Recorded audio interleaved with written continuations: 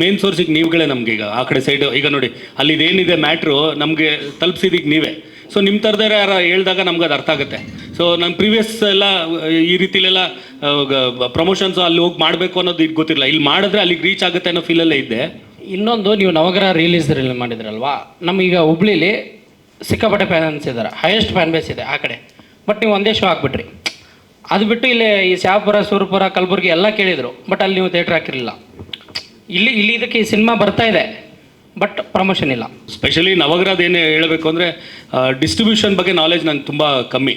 ನಮ್ಮದು ಡಿಸ್ಟ್ರಿಬ್ಯೂಷನ್ ಇದ್ರೂ ಅದನ್ನು ಮೊದಲೊಬ್ಬರು ಬೇರೆಯೊಬ್ಬರು ಹ್ಯಾಂಡಲ್ ಮಾಡ್ತಾಯಿದ್ರು. ಸೊ ಅವರೆಲ್ಲ ಮಾಡ್ತಾರೆ ಅಂದ್ಬಿಟ್ಟು ನಾ ಬರೀ ಇಲ್ಲಿ ಡೈರೆಕ್ಷನ್ ಬಗ್ಗೆ ಮಾತ್ರ, ಪ್ರೊಡಕ್ಷನ್ ಬಗ್ಗೆ ಮಾತ್ರ ಕಾನ್ಸಂಟ್ರೇಟ್ ಮಾಡ್ತಿದ್ದೆ.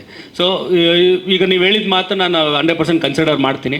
ನೆಕ್ಸ್ಟ್ ಟೈಮಿಂದ ಇವನ್ ಅದನ್ನು ಸ್ವಲ್ಪ ಮೈಂಡಲ್ಲಿ ಇಟ್ಕೋತೀನಿ.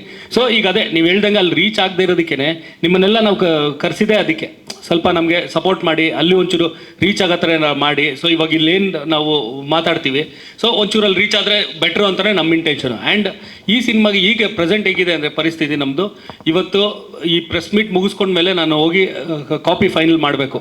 ಕಾಪಿ ಫೈನಲ್ ಮಾಡಿದ್ಮೇಲೆ ನಾಳೆ ಚಾಮುಂಡಿ ಬೆಟ್ಟಕ್ಕೆ ಹೋಗಿ ಒಂದು ದೇವ್ರದ್ದು ಆಶೀರ್ವಾದ ತೊಗೊಂಡ್ರೆ ಸಿನಿಮಾಗೆ ಒಂದು ಆಶೀರ್ವಾದ ಸಿಗಲಿ ಅಂತ ಅದನ್ನು ಪ್ಲ್ಯಾನ್ ಮಾಡ್ಕೊಂಡಿದ್ದೀವಿ. ಅದಾದಮೇಲೆ ನಾನು ಚೆನ್ನೈಗೆ ಹೋಗಬೇಕು. ಅಂದರೆ ಅಲ್ಲಿ ಅಪ್ಲೋಡ್ ಮಾಡಿಸ್ಬೇಕು. ನಾನು ನಾಡಿದ್ದು ಅಪ್ಲೋಡ್ ಮಾಡಿಸಿಲ್ಲ ಅಂದರೆ ತುಂಬ ಕಷ್ಟ ಆಗ್ಬಿಡುತ್ತೆ ಸಿನಿಮಾ ರಿಲೀಸ್ ಆಗೋದು. ಸೊ ಆ ಕೆಲಸಗಳ ಮಧ್ಯದಲ್ಲಿ ಈಗ ಫ್ರ್ಯಾಂಕ್ಲಿ ಸ್ಪೀಕಿಂಗ್ ಬಿಫೋರ್ ರಿಲೀಸು ಅಲ್ಲಿಗೆ ಬರೋದು ಸ್ವಲ್ಪ ಇದಿದೆ. ಬಟ್ ನಾವು ರಿಲೀಸ್ ಆದಮೇಲೆ ಫಸ್ಟ್ ವೀಕಲ್ಲಿ ಅಲ್ಲಿಗೆ ಬರಬೇಕು ಅಂತ ಡಿಸೈಡ್ ಆಗಿದೆ.